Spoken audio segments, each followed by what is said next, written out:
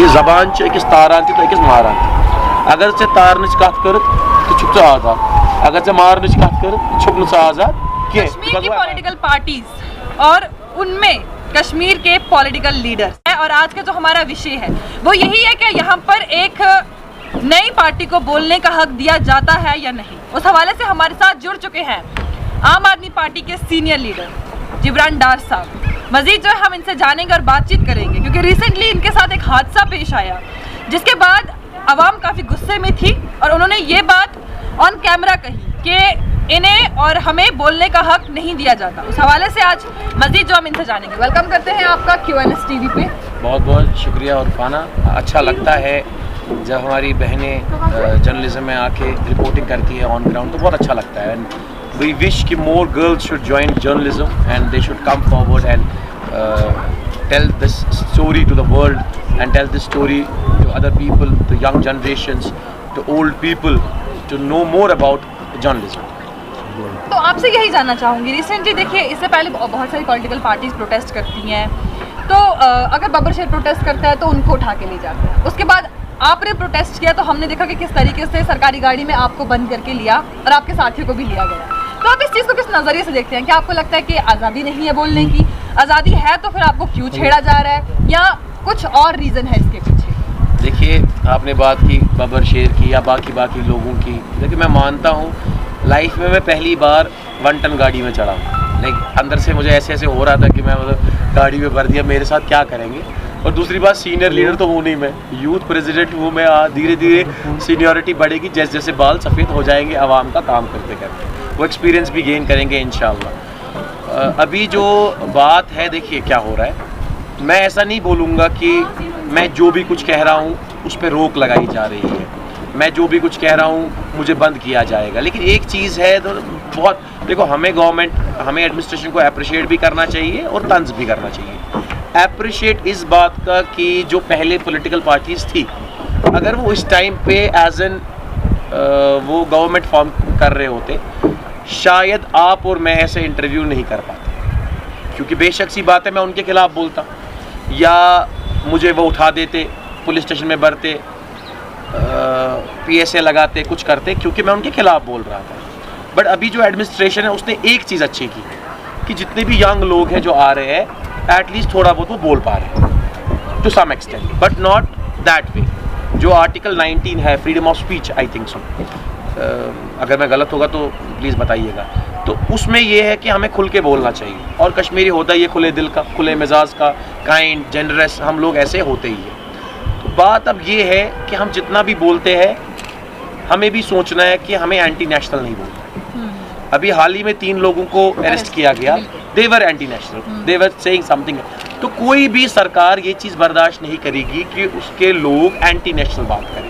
बहुत सारे तरीके हैं जहाँ पे हम सरकार को अपनी बात मनवा सकते हैं। अब सपोज जिस भी गवर्नमेंट डिपार्टमेंट में जाता हूँ अपनी एप्लीकेशन लेके, वो काम कर देते हैं। ऐसा नहीं है वो बोलते हैं हम काम नहीं करेंगे, वो इसलिए काम करते हैं जब आपका तौर तरीका सही होगा, जब आपकी इमेज सही होगी, जब आप पॉजिटिवली सोचेंगे, तो बेशक से वो आपका काम करें। क्योंकि हमें ये याद रखना है कि वो सरकारी मुलाजिम भी हमारी सोसाइटी में से आता है, वो भी किसी का हस्बैंड है, बेटा है, भाई है, फादर है, वो भी उसी सोसाइटी से आता है जिससे मैं आता हूँ।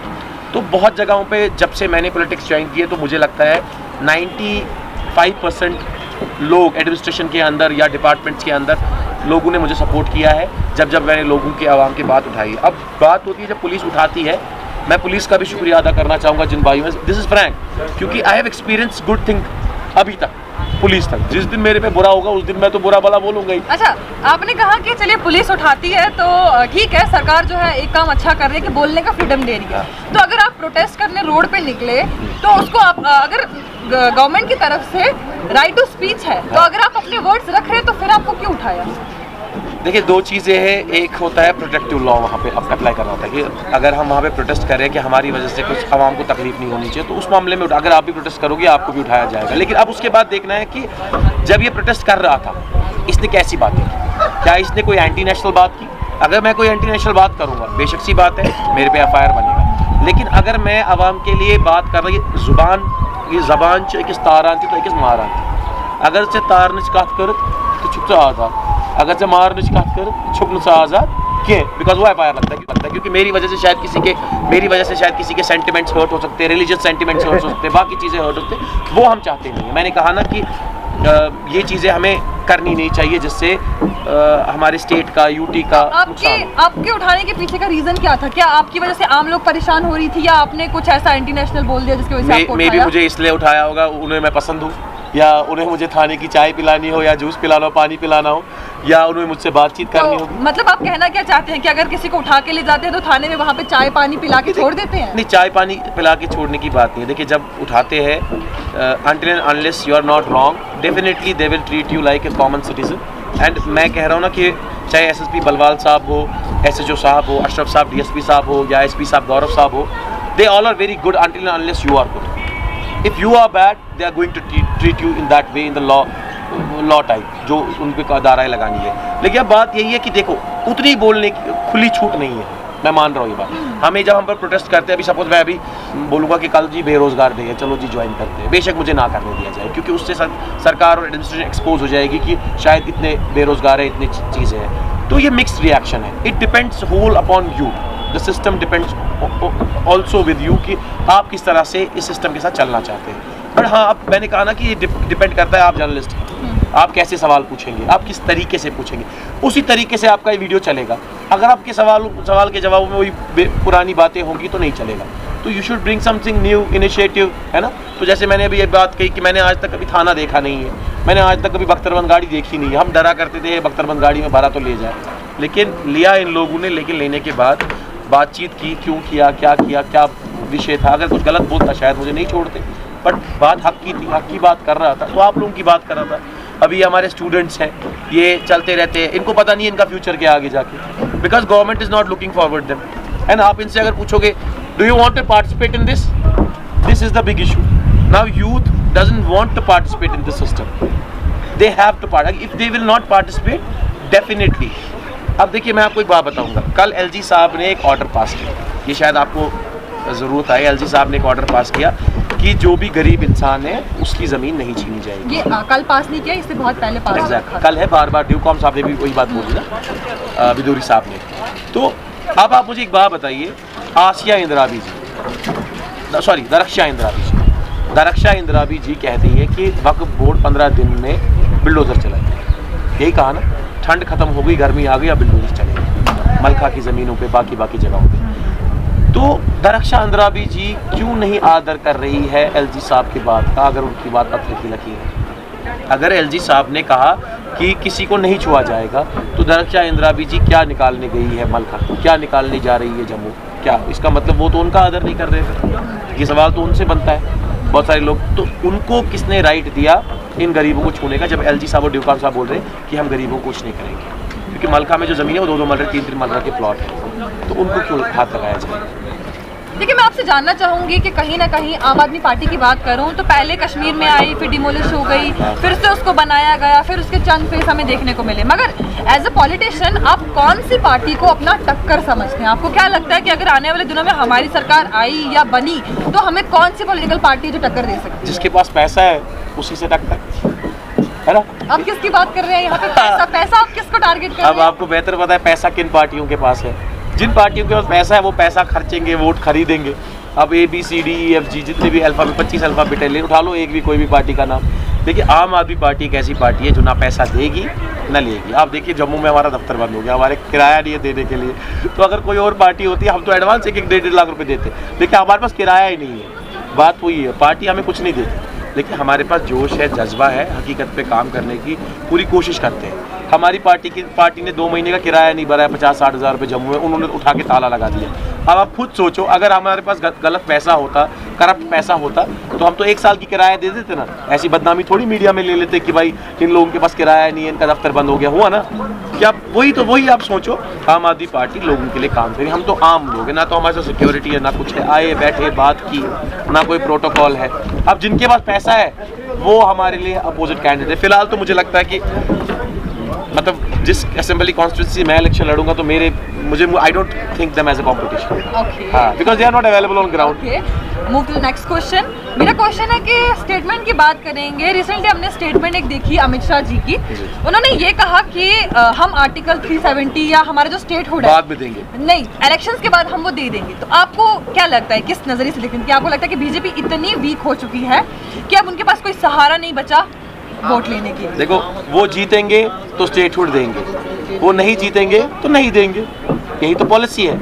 या तो पहले दे देते, फिर डिसाइड कर लेते कौन जीते कौन नहीं जीते। वही बात है, अगर वो जीते तो वो दे देंगे, तो सब कंट्रोल उनके हाथ में रहेगा। अगर वो नहीं जीते तो बोलेंगे रहने दो, हमें नहीं देना है। हमारा एलजी है, जिस तरह से दिल्ली में इंटरवीन हो रहा है, इसी तरह से कश्मीर में भी इंटरवीन होगा। कल को वो काम करने नहीं देंगे। मत दे दो करने काम यार, जितना हमारे पास ताकत होगा उतना काम कर लेंगे। बाकी पॉलिटिकल पार्टीज का दावा है कि हम आर्टिकल 370 को वापस लेके आएंगे किसी भी बुनियाद पर। तो क्या आम आदमी पार्टी अपने दिमाग में ये कंसेप्ट रखती है कि हम आर्टिकल 370 को वापस लेके आएंगे? आप जर्नलिस्ट हो, संसद में 394 सीटें बीजेपी की, आपको लगता है आर्टिकल 370 वापस आएगा? आएगा? अगर मैं झूठ सी बात बताऊंगा कि आर्टिकल 370 वापस आ रहा हूँ, मैं ले आऊंगा, do you think I am an educated person, I am an engineer, so मैं तो बेवकूफ़ वाली बात कर रहा हूँ ना। उन लोगों ने आर्टिकल को तब क्यों नहीं बचाया जब उनकी सरकारें थी?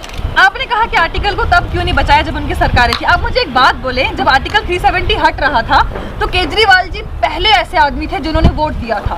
तो अगर उनके दिमाग में इतना कंसेप्ट था, आप उनके आज ये सारी बातें कर रहे हैं, तो आपने फिर वोट ही क्यों दिया जब आर्टिकल 370 हटाना ही था, वापस नहीं लाना था? पहली बात है, मैंने पॉलिटिक्स ज्वाइन की 2021 में, ठीक है, तो 19 का मुझे कोई एंडोर्स तो कर नहीं सकता। अब जब उन्होंने किया, आप एक पूरा अक्षर बताइए कि वो लिखा क्या था, वो ट्वीट पूरा बताइए। वो ट्वीट लिखा था, we support the development model, we support the, तो डेवलपमेंट मॉडल एग्जैक्टली मैं आपको बता दूं कि पूरा डेवलपमेंट मॉडल का मतलब ये था कि आर्टिकल 370 के बाद डेवलपमेंट आएगी। केजरीवाल ने आपने भी कहा ना, केजरीवाल, मैं तो बीजेपी की बात कर रही हूँ कि जो उन्होंने, आप कह रहे हो जो उन्होंने डेवलपमेंट आएगी। सुनिए, लिसन टू मी, सुनने की क्षमता रखिए। मेरा सवाल था कि ठीक है, मानते हैं कि आर्टिकल 370 के बाद डेवलपमेंट आएगी, कहाँ आई नहीं आई वो तो मुझे नहीं पता, लेकिन उन्होंने ये कहा कि हाँ डेवलपमेंट आएगी तो हम भी वोट देंगे। तो वोट दिया, कहाँ है डेवलपमेंट? देखिए, जब आप एक नेशनल इंटरेस्ट की बात करते हैं, हमारी पार्टी एक नेशनल पार्टी है। जब वहाँ पे केजरीवाल जी ने सपोर्ट किया, पहली बात बताइए मुझे, do you think so that Aam Aadmi Party and BJP are one? Do you think so? No. Do you think so? No. See, in Gujarat we fight against them. In Delhi we fight against them. अभी दिल्ली में 134 सीटें हमारी है mayor की, तो आपको लगता है बीजेपी वाले हमें दे रहे मेयर बनाने? So they are not our friends. They are our enemy. They are opposition. They are not our friends. अरे बहुत ऐसी तो बहुत सारी पॉलिटिकल पार्टीज है ना जो ये बात कहती हैं, ऑन कैमरा ये बात कहती हैं कि नहीं, दे आर आवर एनिमीज, ये हमारे फ्रेंड्स नहीं है। But the thing is that कि क्या अंदर से आप लोगों के दिमाग में क्या चल रहा है? यानी कि फुल जो अगर हम पूछेंगे कि आम आदमी पार्टी जो है वादी कश्मीर में या जम्मू में करना क्या चाहती है, अंदर या बाहर, ठीक है, नारियल बाहर से सख्त होता है, अंदर से नरम होता है ना, दो तरीके होते हैं। Coin has two sides. ना तो हम अंदर वाले साइड से बीजेपी वालों के साथ है, ना तो बाहर। अगर वो मेरे सामने से भी आए, मैं उनको मतलब टाटा बाय बाय बोलूँ, मैं ये बर्दाश्त नहीं कर सकता। वो मेरी मर्जी है, ये मेरे व्यूज है, पॉलिटिकल व्यूज है, मेरे इंडिविजुअल व्यूज है। लेकिन केजरीवाल जी ने सिर्फ इस चीज को सपोर्ट किया कि कश्मीर में डेवलपमेंट आएगी। Do you think so? आ गई? अरे वो तो उन केजरीवाल जी के वर्ड से हम तो क्या ही बोल सकते हैं। अगर उन्होंने ट्वीट को पूरा खोलेंगे, वहाँ पे था we hope development will come. तो इसीलिए उन्होंने वोट दिया, लेकिन अब डेवलपमेंट नहीं आई, तो अब आप बोलते हैं कि आर्टिकल 370 वापस नहीं आएगा। रुकिए, जब आप उम्मीद की बात बोलते हैं, उम्मीद, we hope, hopes can be crushed, hopes can break, so maybe or may not be, those are the words. आप इंग्लिश का पूरा इस्तेमाल कीजिए ना, those are words. हमने ये नहीं कहा we are absolutely with BJP. Did we said that? Absolutely means हम पूरे मुतमईन है बीजेपी के साथ, नहीं. We said if it is for the development of Kashmir, we are in support. या आने वाले दिनों में क्या होगा, हम सिर्फ और सिर्फ आपको दिखाएंगे QNS TV पे। आप जुड़े रहे हमारे साथ, दीजिए इजाजत।